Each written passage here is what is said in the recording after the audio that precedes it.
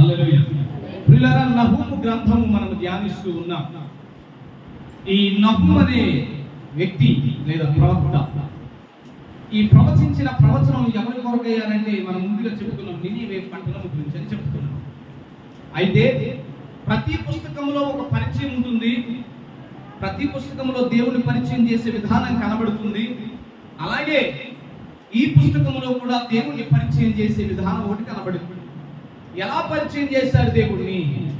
ఎలా పరిచయం చేశాడు దేవుడిని అంటే, దేవుడు ఉగ్రుడు, ఆయన రౌద్రము కలిగిన వాడు, ఆయన కోపముతో ఉన్నవాడు, ఆయన కోపమును ఎవరును సహించలేనంత కోపము కలిగిన వాడని దేవుని యొక్క ఉగ్రతను, దేవుని యొక్క రౌద్రమును ఈ పుస్తకములో పరిచయం చేశాడు.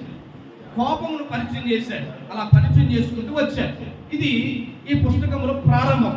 సరే సార్, ఇప్పుడు ఎవరికైనా ఊరికినే కోపం వస్తుందా? ఉత్తినే కోపం వస్తుందా? ఉత్తినే కోపం వస్తే ఏమంటాం చెప్పండి? మాట్లాడాలి. ఉత్తినే కోపం వస్తే ఏమంటాం? ఎరా ఉత్తినే ఎందుకు వచ్చేస్తుంది కోపం? కొంతమంది ఉత్తినే వచ్చేస్తుంది. ఎందుకంటే ఖర్చు పెట్టక్కర్లేదుగా, పెద్దగా శ్రమ పెట్టక్కర్లేదుగా, పెద్దగా వాళ్ళు ఏమి చెల్లించాల్సిన అవసరం లేదుగా, ఉత్తినే వచ్చేస్తుంది కోపం. దేవునికి స్తోత్రం కలుగును గాక. హల్లెలూయా, హల్లెలూయా. పక్కన అచ్చు అంతమైన ఉత్తినే వచ్చేస్తుంది కోపం. నువ్వు ఎదుగుతుందో దేవునికి స్తోత్రం. హల్లెలూయా. నేను చిన్నప్పుడు చాలా చిన్న విషయాలు కోపించేవాడిని. చాలా చిన్న విషయాలు. ఒకసారి నా పొగసారి ఒక్కొక్కరు వేసుకున్నారు, కోపించాను, 3 వందల మానేసాను. దేవునికి స్తోత్రం. హల్లెలూయా. చిన్న విషయాలకి ఉత్తినే వచ్చేస్తుంది మన కోపం కదా. చాలా చిన్న విషయాలు మనం కోపడిపోతూ ఉంటాం, కోపం వచ్చేస్తూ ఉంటుంది. కానీ దేవుడు కోపడుతున్నాడు అంటే ఇట్స్ నాట్ ఎన్ ఈజీ. ఆయన ఉత్తినే కోపడు. దేవుడు కోపం వచ్చిందని అంటే ఏదో చిన్న విషయానికి కోపం వచ్చేస్తుంది కదా అని అనుకోవద్దు. మనిషి యొక్క స్థితి ఎంతగా ప్రభావితం చెందితే ఈ లోకంలో, దాన్ని బట్టి దేవుని కోపం అంతగా ప్రబలుతుంది మనిషిపై. నేను మీకు ఒకసారి ఉదాహరణ చెప్పాను. ఏంటి? దేవుడి కోపం ఎప్పుడు వస్తుంది అంటే, దీర్ఘశాంతుడు అంటాం కదా. మన కోపం ఎప్పుడు వస్తుంది? ఒక 2 సంవత్సరాల పిల్లడు కొట్టాడు అనుకోండి, మనం పెద్ద కోపం రాదు. ఒక 10 సంవత్సరాల పిల్లడు కొట్టాడు అనుకోండి, కోపం అవుతుంది. అలాగే ఒక 2 సంవత్సరాల పిల్లడు కొట్టినా దేవుడికి కోపం రాదు. ఈ 10 సంవత్సరాల పిల్లడు కొట్టినా దేవుడికి కోపం రాదు. ఎందుకంటే వాడిని అదే రూపంలో చూస్తాడు. వాడికి ఏం తెలియదు నాయన, అది చాలా చిన్నోడు తెలియదు. ఎందుకంటే సిలువ మీదకి వెళ్తూ ఏమన్నాడు? తండ్రి, ఏంటి ఎంత కొట్టినా, ఎంత బాధ పెట్టినా, ఎంత శ్రమ పెట్టినా దేవుడికి క్షమించాడు కదా. దేవుడు ఫోన్లే పాపం అయినా వదిలే, అలాగే ఏం కాదు నాయన, నీ చర్మం అంతా ఊడిపోయింది, రక్తం అంతా కాలిపోతుంది, పక్కలో పల్లె కొట్టు ఉంది, నెత్తి మీద ముళ్ళ కిందడం ఉంది, భుజం మీద భారం ఉంది, మనుషులేమో హేళన చేస్తున్నారు, మొక్క మీద ఉమ్ముతున్నారు, ఒకడొచ్చి గుద్దుతున్నాడు, ఒకడొచ్చి తన్నుతున్నాడు, ఒకడొచ్చి మేకులతో కొడుతున్నారు. అయినప్పటికీ తండ్రి, వీరేమి చేయించున్నాను మీరు తెలియదు, చాలా సింపుల్ గా క్షమించే నాయన అన్నావు. ఏంటి ఎంత బాధని ఎలా మర్చిపోయావు నాయన? నిజంగా దేవుడి ప్రేమ ఎంత గొప్పదండి. మర్చిపోయాడే, బాధను మర్చిపోయాడు. దేవుడికి స్తోత్రం. హల్లెలూయా. నేను దాని గురించి చెప్పడానికి ప్రయత్నించట్లేదు ప్రియులారా. మరి ఎందుకు నేను ఈ మాట ప్రస్తావిస్తాను? ఇంతగా క్షమించిన దేవుడికి కోపం ఎందుకు వస్తుంది? ఇది నా ఉద్దేశం. ఇంతగా క్షమించిన దేవునికి కోపం ఎందుకు వస్తుంది? ఇంత శాంతిమూర్తి కలిగిన దేవునికి కోపం ఎందుకు వస్తుంది? ఉద్రేకం ఎందుకు వస్తుంది? ఆయనకి రౌద్రం ఎందుకు కలుగుతుంది? చదువుదాం ఒకసారి చదువుదాం కిందకి. నినేవే 11వ వచనం చదువుదాం. నినేవే యెహోవా మీద దురాలోచన చేసి వ్యర్థమైన వాటిని బోధించిన వాడొకడు మీలో నుండి బయలుదేరుచున్నాడు. చాలు. నినేవే, నీ మీద నా కోపము రగులుకోవడానికి ప్రధానమైన కారణం, నీ మీద దేవుడి కోపము రగులుకోవడానికి ప్రధానమైన కారణం, నీ మీద దేవుడి ఉగ్రత రావడానికి ప్రధానమైన కారణం, నీలో దేవుని దగ్గర దురాలోచన చేసేవాడు బయలుదేరాడు. ఎవరి మీద? ఎవరి మీద చేస్తున్నాడట? దేవుడి మీదే దురాలోచన, దుష్టాలోచన చేసేవాడు, బోధించేవాడు బయలుదేరాడు. మీ దగ్గర, మీ లోపల, మీలో పుట్టిన బోధ ఏదైతే ఉందో అది దేవుడికి అనుకూలమైనది కాదు. నినేవే దేవుడి మీదే ఒక దురాలోచన చేసి బయలుదేరింది. దాని వలన నీ మీద కోపం రగులుకుంది. దేవుడికి స్తోత్రం కలుగును గాక. హల్లెలూయా. ఈ లోకంలో, ఈ సమాజంలో, ఈ ప్రపంచంలో దేవుడికి కోపం కలిగించేది ఏంటో తెలుసా? ఆయన ఆజ్ఞలు తప్ప, ఆయన మాట తప్ప వేరొక ఆజ్ఞ మనం పాటించినప్పుడు ఏం జరుగుతుందో తెలుసా? దేవునికి కోపం రగులుతుంది.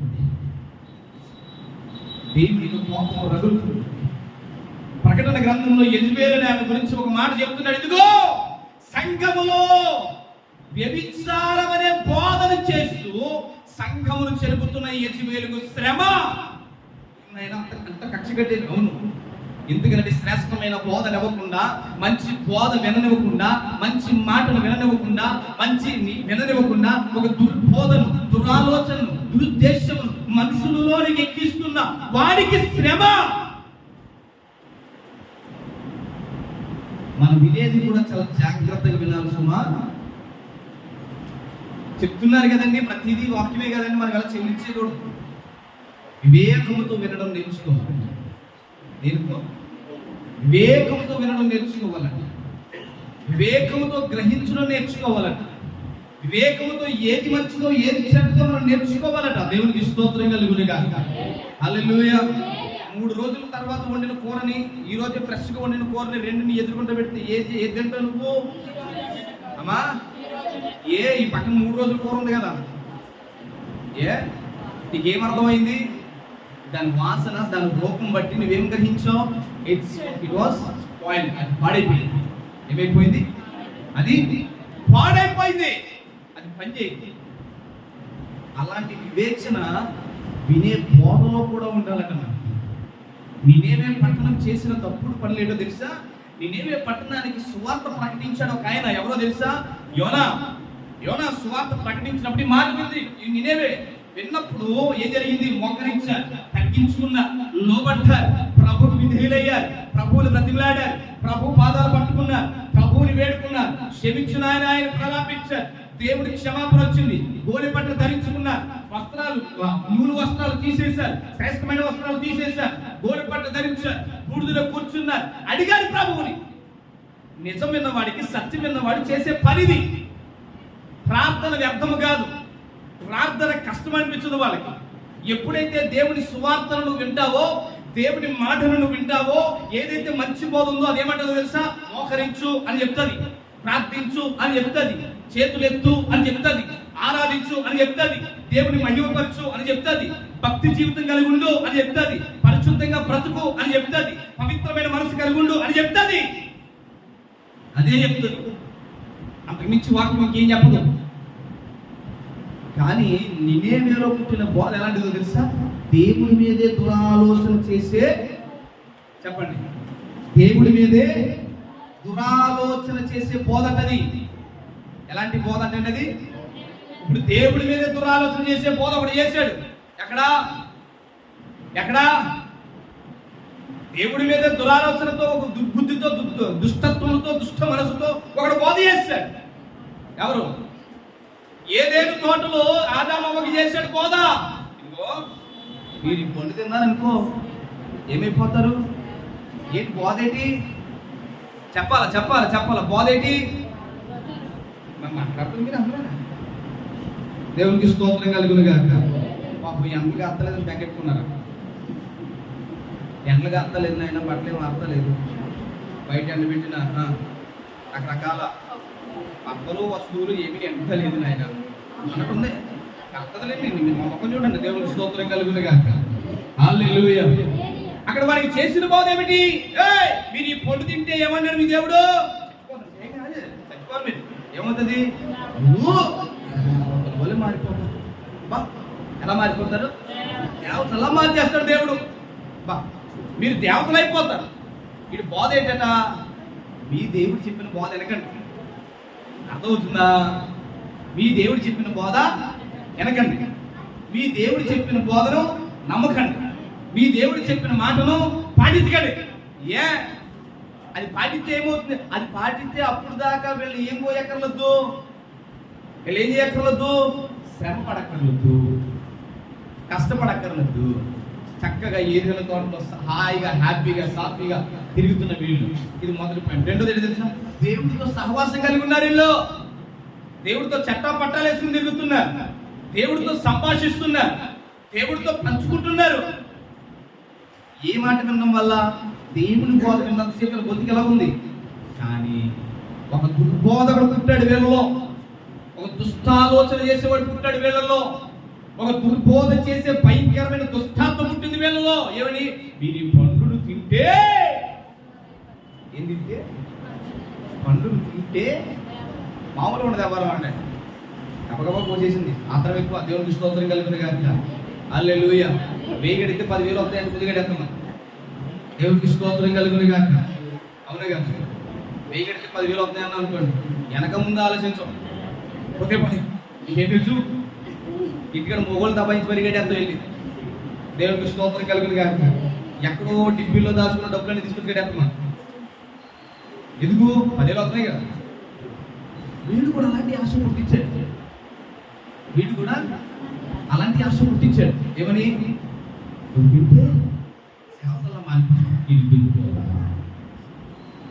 అంటే ఏం చేసిందో తెలిసి బోధ దేవుడి నుంచి దూరం చేసింది. ఎక్కడి నుంచి? దేవుడి నుంచి దూరం చేసింది, దేవుడికి దూరం అయిపోయేలా మార్చింది. ఇలాంటి బోధ నువ్వు నమ్మద్దు. నీలో పుట్టింది నినేవే.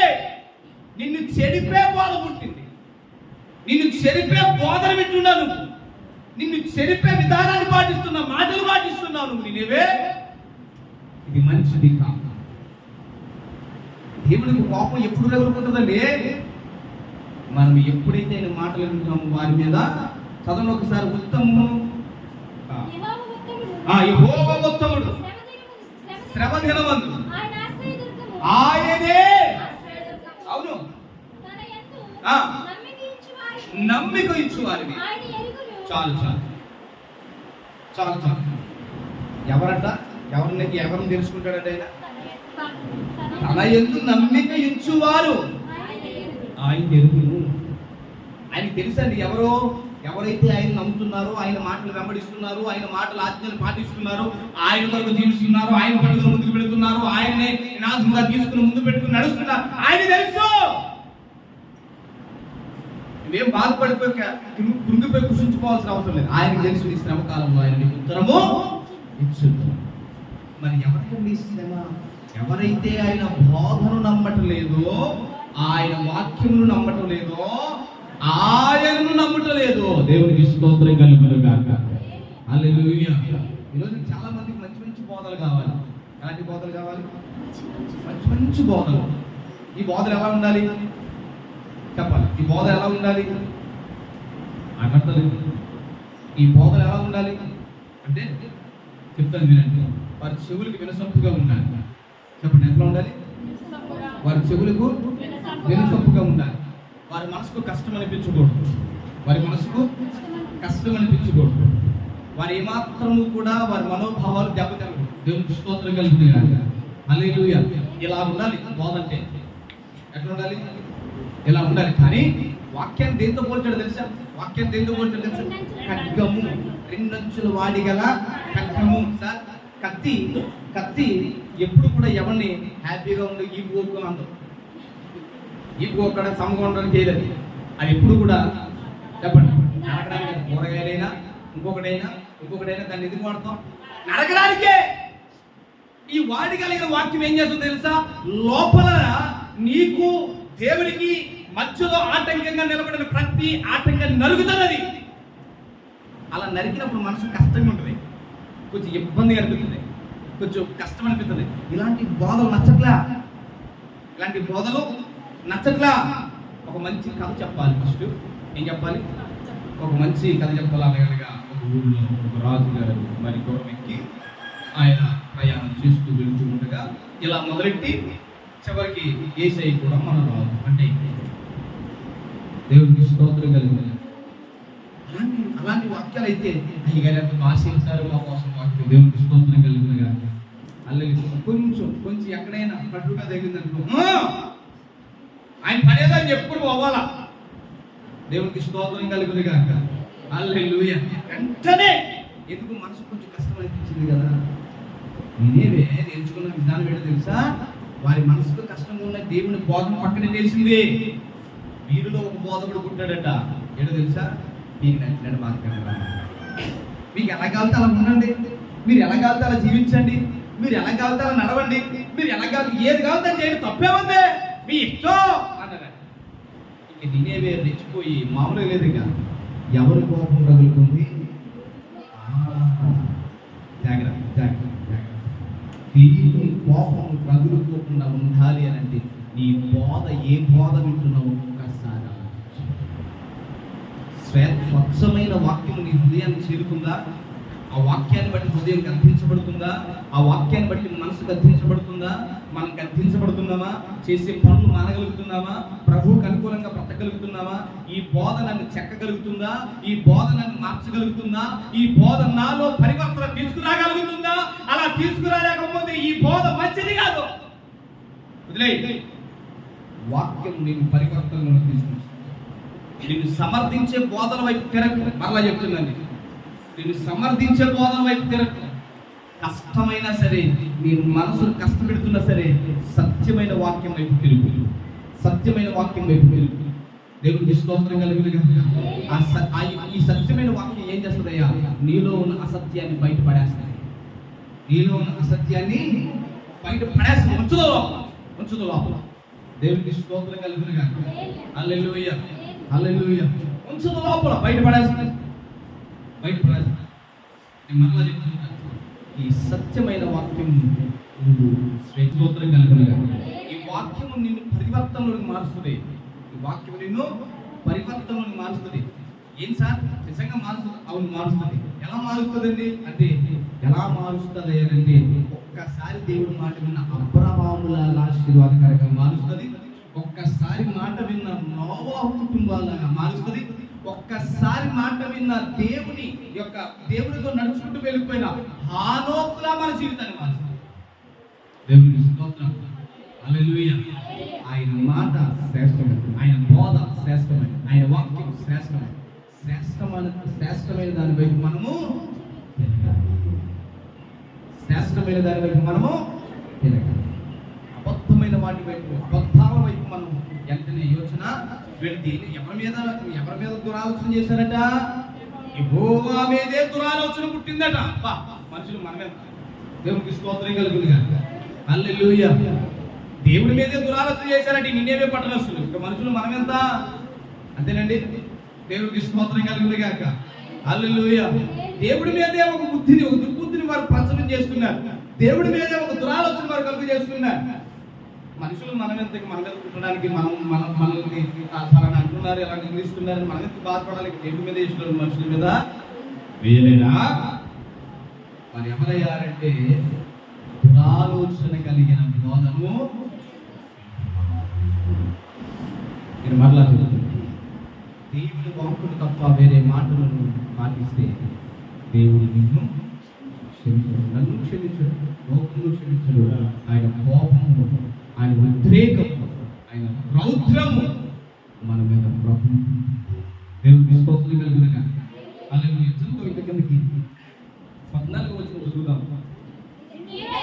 నినేవే యెహోవా నిన్ను బట్టి ఆజ్ఞ ఇచ్చినదేమనగా, నీ పేరు పెట్టుకుని వారు ఇకను పుట్టక యుందురు. నీ దేవతాలయములలో చెక్కబడిన విగ్రహము గాని, కోత పోసిన ప్రతిమే గాని ఒకటైనను లేకుండా అన్నిటిని నాశనం చేతును. నీవు పనికి మారిన వాడము కనుక నేను నీకు చాలు. దేవునికి స్తోత్రం కలుగునుగా. హల్లెలూయా. నినేవే, నీ మీద నాకెందుకు కోపం వచ్చింది? నినేవే, నీ మీద ఎందుకు నా కోపం రగులుకుంది? నహూము గ్రంథంలో 2వ మాట మనం ధ్యానిస్తూ ఉన్నాం. అయ్యా, నీ కోపము మా మీద ఎందుకు ఉద్రేకముతో నువ్వు రగిలిపోతున్నావు? ఒకటి, మీరు నా మాటను, నా ఆజ్ఞను, నా యొక్క విధులను మీరు ప్రకటించలేదు. మీలో పుట్టిన దుర్బుద్ధి, దురాలోచన, దుర్బోధన వైపు మీ హృదయమును తిప్పేశారు. రెండోది ఏంటో తెలుసా? మీరు నాకు ప్రతిగా వేరొక ప్రతిమలను ప్రతిష్ఠించారు. మీ పేరుకి లేకుండా చేస్తారు. మీ పేరుకి లేకుండా చేస్తారు. మీ తల మీద కనబడకుండా చేస్తారు. మీరు ఈ సమాజంలో మీ వారు అన్నవారు లేరు అనకుండా చేస్తారు. ఎందుకో? నాకు ప్రతిగా వేరొక ప్రతిమను మీరు ప్రతిష్ఠించారు.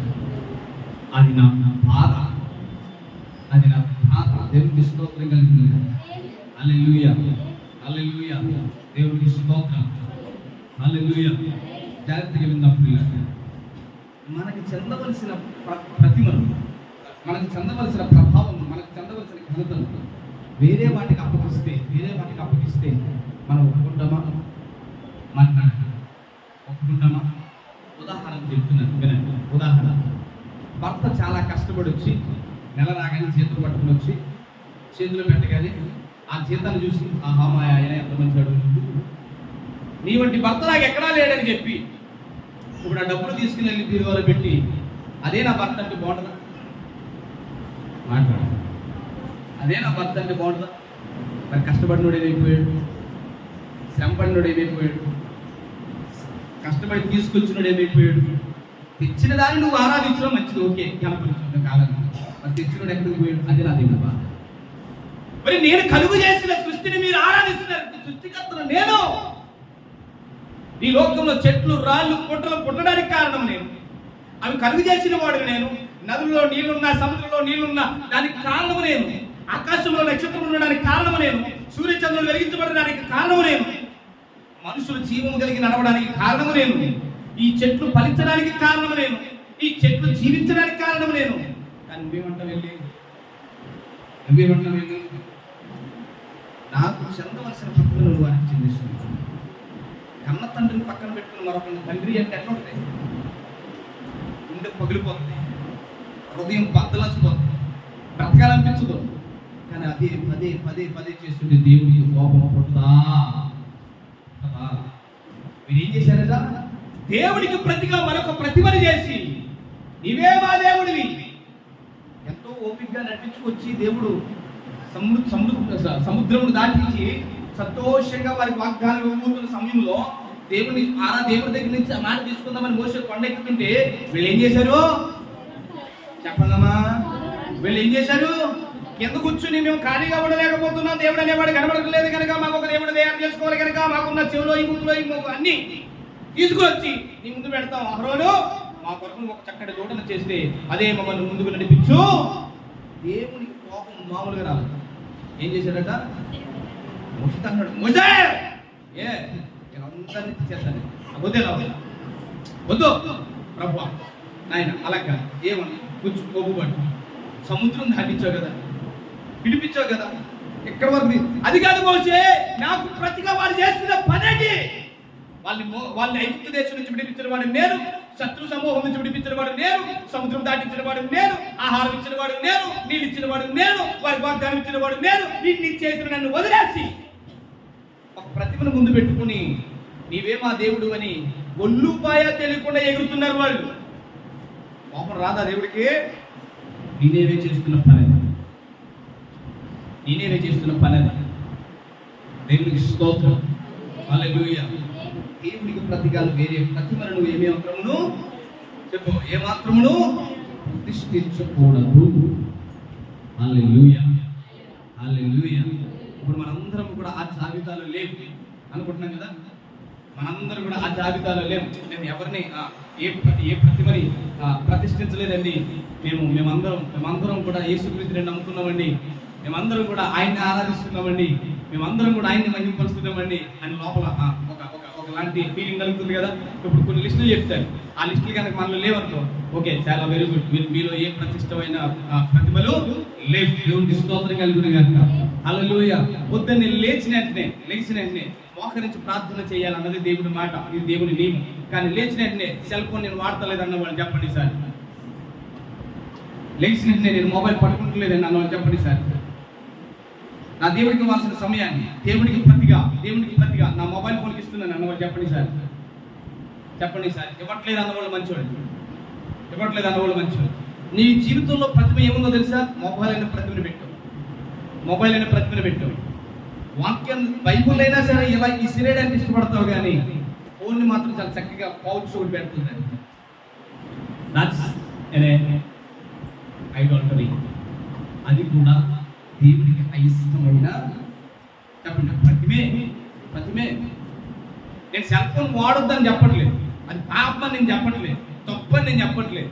కానీ కానీ నా దేవుడికి ఇవ్వాల్సిన సమయం, నా దేవుడికి ఇవ్వాల్సిన ప్రాధాన్యత, భయంకరమైన బాధాకరమైన ఇష్యూ ఏంటంటే, ఇంకా మన సంఘంలో చాలా మంచోళ్ళు సన్నిధిలో మొబైల్ వాడరు. ఇంకా బాధాకరమైన ఇష్యూ ఏంటంటే, పక్కన ఆరాధన జరుగుతున్నా ఇక్కడ మెసేజ్ చేస్తున్నాడు.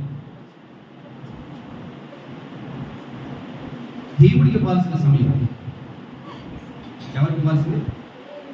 దేవుడికి ఇవ్వాల్సింది. దేవుడికి ప్రతిగా నువ్వు మొబైల్ ఇచ్చిన దేవుడు కోపం నీ మీద కలుగుతుంది. చాలా మంది బయట బోర్డులు పెడతారు చర్చిల్లో, do not use the mobile phone at the church, in the church అంటారు. ఇన్ ద చర్చ్ అంటే ఏంటి తెలుసా? మీరు ఆరాధించడానికి వచ్చారు, మీరు స్తుతించడానికి వచ్చారు, మీరు మహిమపరచడానికి వచ్చారు, మీరు దేవుని గణపరచడానికి వచ్చారు, మీరు దేవుని ఆరాధించడానికి వచ్చారు. దేవుని ఆరాధించడం పక్కన మానేసి అని చేసాం అనుకో, ఎవరిని ఆరాధిస్తున్నావు నువ్వు? ఎవరిని మహిమపరుస్తున్నావు నువ్వు? ఎవరిని గణపరుస్తున్నావు నువ్వు? ఇది ఒక ప్రతిమ నీ జీవితంలో ఉంది అని నేను చెప్పను, ఉందేమో ఒకసారి ఆలోచించు. దేవుడికి ఇవ్వాల్సిన సమయం, దేవుడికి ఇవ్వాల్సిన ప్రాధాన్యత, దేవుడికి చెందవలసిన ఘనతను తీసుకొచ్చి మొబైల్ తీసుకున్నారు సార్. ఇది ఒక్కటేనా? ఇంకేమైనా ఉన్నాయా? ఇంకా చాలా ఉన్నాయి. ఒక్కొక్కటి మనం చెప్తాం. దేవుడికి కాకుండా మనం ప్రాముఖ్యమైన స్థానాలు ఎవరెవరికి ఇస్తున్నాం చెప్పండి. ఇంకా దేవుడికి కాకుండా మన జీవితంలో ప్రాముఖ్యమైన సమయం ఎవరికి ఇస్తాం? హలో, దేవుడికి స్తోత్రం కలుగునుగాక. మన పనిని మనం ఆరాధిస్తాం. ఏంటండి? మన పనిని మనం గౌరవించుకోవాలి, తప్పుగా. మన పనిని మనం మర్యాదగా చేసుకోవాలి, తప్పు లేదు. కానీ దేవుడికి ఇవ్వాల్సిన సమయాన్ని కూడా దొంగలించేసి అది పనిలో పెట్టేసిన ముందు ఎవరిని ఆరాధిస్తుందో చెప్పేశారు. మాట్లాడుతున్నారు. ఎవరిని ఆరాధిస్తుందో చెప్పేశారు. ఇదేనండి, ఇది కూడా విగ్రహమేనా? ఇది కూడా విగ్రహమే, ఇది కూడా ప్రతిమే. దేవుడికి ప్రతిగా నువ్వు ఏది నిలబెట్టే అది ప్రతిమే. దేవుడికి ఇష్టం లేదు. ఇది దేవుని సమయము అని నీకు తెలియపరచబడినప్పుడు, ఇది దేవుని కార్యం అని నీకు తెలియపరచినప్పుడు, ఇది దేవుడి సన్నిధిలో ఉండవలసిన సమయం అని తెలియపరచినప్పుడు, నీవు అక్కడ లేకుండా వేరే ప్రదేశంలో నీ పని కొరకు నువ్వు ప్రయాసపడితే అది దేవునికి ప్రతిగా ఉన్నా ప్రతిమే. అది కదా కుదరలేదు అంటే నేనేమనట్లేదు, అవ్వలేదు అంటే నేనేమనట్లేదు, దూరంగా ఉన్నామండి అంటే నేనేమనట్లేదు. కానీ అవకాశం ఉండి రాగలిగి కూర్చోగలిగి వినగలిగే అవకాశం ఉండి కూడా దీన్ని తిరస్కరించుకుని మనం పనిని ప్రాధాన్యత ఇస్తే అది దేవుని ప్రతిగా నువ్వు పెట్టుకున్నా చెప్పండి. దేవునికి ప్రతిగా పెట్టుకున్న ప్రతిమే సార్. అది కూడా విగ్రహమేనా? అవును, నీ జీవితంలో ఉంది. నువ్వు ఆ విగ్రహాన్ని ఆరాధిస్తున్నావు, వాప్రభుని ఆరాధిస్తున్నావు. దేవుని ఉగ్రత నీ మీదకి రాకముందే తిరుగు. దేవుడికి స్తోత్రం, హల్లెలూయా. చాలా సార్లు మనం మందిరంలోకి వస్తాం. మందిరంలోకి వచ్చి ఎంతమంది నిజముగా మన హృదయాన్ని వాక్యం వైపు కేంద్రీకరిస్తుందని చెప్పండి. ప్రభువుకు ప్రతిగా నువ్వు ఎవరిని ఆరాధిస్తున్నావు? నీ దేవుడికి ప్రతిగా నువ్వు ఎవరిని పెట్టావు? అదే నేనే చేసిన తప్పు. నాకు ప్రతిగా మీరు అనేకమైన ప్రతిఫలం చేస్తున్నారు. చెక్కులకు పనులు మీరు నమ్ముతున్నారు, నన్ను వదిలేశారు. బతిమాలుకుంటే నేను మిమ్మల్ని కాపాడాను గుర్తుందా? మోకరిస్తే నేను మిమ్మల్ని కాపాడాను గుర్తుందా? గోని పట్టు వేసుకుంటే నేను మిమ్మల్ని కాపాడాను గుర్తుందా? మీరు ఏడిస్తే నేను కాపాడాను గుర్తుందా? మర్చిపోయావు. నన్ను మర్చిపోయి మరలా చెక్కుడు పనుల వైపు తిరిగిపోయి ప్రతిఫలను మీరు ఆరాధిస్తున్నారు. అది నాకు ఇష్టం. దేవుని కోపం ప్రబలుతుంది. దేవునికి ప్రతిగా నువ్వు ఎవరిని ప్రతిష్ఠించావు? దేవుని ప్రతిగా నువ్వు ఎవరిని ఆరాధిస్తున్నావు? జాగ్రత్త, మరలా చెప్తున్నా. దేవుని కోపం నీ మీద తగులు కొనక ముందే వాటన్నిటి నుంచి బయట దేవునికి స్తోత్రం కలుగుతున్నారు. చదువుగా మరొక మాట కిందకి సువార్త ప్రకటించుచు సమాధాన వర్తమానము తెలియజేయవాని పాదములు పర్వతముల మీద కనబడుచున్నవి. యోధా, నీ పండుగలను ఆచరింపుము, నీ మృక్కులను చెల్లింపుము. వ్యక్తుడు నీ మధ్యకు సంచరించడు, వాడి బొత్తుగా వ్యర్థమైన వాటిని నేను తీసేస్తున్నాను. యోధా ప్రజలారా, యోధా గోత్రమా, యోధా రాజ్యమా, సువార్త ప్రకటించే వాడి పాదములు ఎక్కడ కనబడుతున్నాయి? పర్వతముల మీద కనబడుతూ ఉన్నాయి. సువార్త ప్రకటిస్తున్నాడు ఆయన, మంచి వార్త ప్రకటిస్తున్నాడు ఆయన. దుర్బోధ వైపు, దురాలోచన వైపు తెప్పొద్దు. నీ ఆలోచన మార్చుకో, నీ ఉద్దేశం మార్చుకో, నీ తలంపులు మార్చుకో. ఓ మంచి వార్త ప్రకటించబడుతుంది, శ్రేష్టమైన వార్త ప్రకటించబడుతుంది, సువార్త ప్రకటించబడుతుంది. తిరుగు ఆయన వైపు. ఎవరండి ఆయన? పర్వతం మీద నిలబడి సువార్త చెప్పేది ఎవరు? పర్వతం మీద కనబడుతూ సువార్తను ప్రకటించేది ఎవరు? ఇదిగో దేవుని కుమారుడిగా లోకముల యొక్క పాపం నిమిత్తము శ్రమించబడి కష్టపడి చచ్చిపోవడానికి వచ్చిన నా ఏకైక దేవుడు, నా లోక రక్షకుడు, నేను నమ్ముకున్న యేసయ్య, ఆయనే పర్వతముల మీద నిలబడి ప్రకటిస్తున్నాడు సువార్త. ప్రయాసపడి భారం మోయించిన సమస్త జనులారా, మీ దురాలోచన విడిచిపెట్టండి, దుర్బుద్ధిని విడిచిపెట్టండి, ప్రతిభలను విడిచిపెట్టండి, రండి నన్ను వెంబడించండి, నేను మీకు విశ్రాంతిని ఇస్తానని చెప్తున్నాడు. విడిచిపెట్టి రాగలిగితే నా సమాధానం మీకు కలుగుతుంది అంటున్నాడు. నా సమాధానం మీకు కలుగుతుంది. ఏమేమి చేస్తున్నారంటే వాళ్ళు, చదవండి ఒకసారి, ఏమేమి చేయాలంటే వాళ్ళు? సువార్త ప్రకటించువాడు పాదములు పర్వతముల మీద కనబడుచున్నది. యూదా నీ పండుగలు ఆచరింపో, నీ మొక్కుబడులను ఏం చేయాలట? యూదా నీ పండుగ ఆచరింపు. ఏ పండుగ అంటది? ఏ పండుగ అంటది? క్రిస్మస్ పండుగ. క్రిస్మస్ పండుగ. మరి ఏ పండుగ? ఈస్టర్ పండుగ. మరి ఏ పండుగ? గుడ్ ఫ్రైడే పండుగ. మరి ఏ పండుగ? పండుగ ఎప్పుడో తెలుసా? నీ జీవితానికి పండుగ ఎప్పుడో తెలుసా? యూదులు క్షమించండి, ఇశ్రాయేలు ఎప్పుడైతే ఆ యొక్క ఐగుప్తు బానిసత్వం నుంచి బయటకు వచ్చారో, దే కాల్డ్ అది పాస్ఓవర్, పస్కా అని పండుగ మొదలైంది. ఎందుకో తెలుసా? మేము విడిపించబడ్డాం. నీ పండుగ ఎప్పుడో తెలుసా? నీ జీవితంలో సంతోషం ఎప్పుడో తెలుసా? నీవు ఎప్పుడైతే ఇలాంటి బంధకముల నుంచి, దుర్బోధన నుంచి, ప్రతిమల నుంచి విడిపించబడతావో అదే నీకు నిజమైన పండుగ. దేవునికి స్తోత్రం కలుగును గాక. నీ జీవితంలో నిజమైన సంతోషం ఇచ్చే పండుగ, నీ జీవితంలో నిజమైన ఆనందం ఇచ్చే పండుగ, నీ జీవితంలో నిజమైన ఒక గొప్ప సంతోషాన్ని నింపే పండుగ. ఈ పండుగను ఆచరించు. ఏంటంటే ఆ పండుగ? విడుదల పండుగ. నేను విడుదల పొందాలనే పండుగ కనపడాలి. నేను దేవుడికి స్తోత్రం కలుగు. నీ మొక్కుబడులను చెల్లించు. దేవుడికి స్తోత్రం కలుగుగా. హల్లెలూయా. మనం దేవుడికి ఇచ్చే మొక్కుబడులలో చెప్పాలి, ఏ మాత్రము కూడా వెనకడుగు వేయకు. దేవుడికి స్తోత్రం కలుగుగా. హల్లెలూయా, హల్లెలూయా. మనందరము దేవుడు అంటే చాలా ఇష్టపడతాం. We love the God. We love the God. మన దేవుణ్ణి ఇష్టపడతాం, దేవుణ్ణి ఇష్టపడతాం, చాలా ఇష్టపడతాం. కానీ ఆయనకి చెల్లించవలసిన మొక్కుబడులను మాత్రం మనం వెనకడుగు వేస్తున్నాం. దేవుడికి స్తోత్రం కలుగుగా. సమాధానము కలుగునట్లు ఏం కలుగుతుందట? నా సమాధానం మీకు కలుగునట్లు నీ మొక్కుబడులను చెల్లించు, నీ పండుగలు ఆచరించు, నీ మొక్కుబడులను చెల్లించు, నా సమాధానం మీకు తోడుగా ఉంటుంది. దేవునికి స్తోత్రం కలుగును గాక. హల్లెలూయా. నా సమాధానం మీకు తోడుగా ఉంటుంది, నా సమాధానం మీకు అనుగ్రహించబడుతుంది. దేవునికి స్తోత్రం. హల్లెలూయా. అయ్యా, ఈ రోజున మన జీవితానికి కావాల్సింది ఏంటో తెలుసా? గొప్ప సమాధానం. ఎన్ని కోట్లుంటే ఏ లాభం సమాధానం లేనప్పుడు? ఎన్ని పంచపక్ష పరమాణాలు ఉంటే ఏ లాభం సమాధానం లేనప్పుడు? ఎంత బంగారం ఉంటే ఏ లాభం సమాధానం లేనప్పుడు? ఎన్ని వస్త్రాలు ఉంటే ఏ లాభం సమాధానం లేనప్పుడు? ఎన్ని బంగాలు ఉంటే ఏ లాభం సమాధానం లేనప్పుడు? సమాధానం లేనప్పుడు ఎన్ని ఉంటే మనకి ఏం ఉపయోగం ఉందండి? నేను ఆ సమాధానాన్ని మీకు అనుగ్రహిస్తాను, మీకు సమాధానంతో నింపుతాను, ఆ సమాధానాన్ని మీకు అనుగ్రహిస్తాను. మీరు నా మాటలు అనుసరించండి, నా ఆజ్ఞలు పాటించండి, నా వైపు తిరగండి, నన్ను ప్రతిష్ఠించండి. ప్రతిమలని కాదు, నన్ను ప్రతిష్ఠించండి. నేను మీ దేవుణ్ణి, నేను మీ వాడిని, నేను మిమ్మల్ని కలుగు చేసిన వాడిని, నేను మిమ్మల్ని కాపాడుతున్న వాడిని. మీరు వెళుతున్న ప్రాంతాలకు నేను వస్తున్నాను, మీకు తోడుగా నా దూతలను పంపుతున్నాను. మీ ప్రమాదకరమైన స్థితుల్లో నేను తప్పిస్తున్నాను, మీ కష్టకాలంలో నేనుంటున్నాను తోడుగా. అడిగినప్పుడల్లా అనుగ్రహిస్తున్నాను, కన్నీరు కార్చినప్పుడల్లా కనికరిస్తున్నాను. మీరు ఎప్పుడైతే దూరం అయిపోతున్నారో ఏడుస్తున్నాను, మరలా పట్టుకుని దగ్గర లాక్కుంటున్నాను. ఇది కదా దేవుడు అంటే, ఇది కదా ఈయన కదా దేవుడు అంటే. మరి ఎవరిని ప్రతిష్ఠిస్తున్నావు నువ్వు దేవుడి కింద? ఎవరిని ప్రతిష్ఠిస్తున్నావు? అయ్యా, డబ్బుంటే మనం ఏదైనా చేయొచ్చు. డబ్బుంటే ఆరోగ్యం కొనగలవా? డబ్బుంటే ప్రాణాన్ని కొనగలవా? డబ్బుంటే సమాధానాన్ని కొనగలవా? కొనలేవు. మరి దేవుడు ఉంటే కొనగలవు కాదు, సాధించగలవు, అనుగ్రహిస్తాడు ఆయన. నేనేవే నీ మీద కోపం ఎందుకు వస్తుందో తెలుసా? నువ్వు దుర్బోధల వైపు తిరుగుతున్నావు. జాగ్రత్త. దురాలోచన చేస్తున్నావు, జాగ్రత్త. యెహోవా మీదే నీ దురాలోచన పుట్టింది, జాగ్రత్త. నాకు ప్రతిగా నువ్వు ప్రతిమల్ని ప్రతిష్ఠించావు, అది నాకు నచ్చట్లేదు.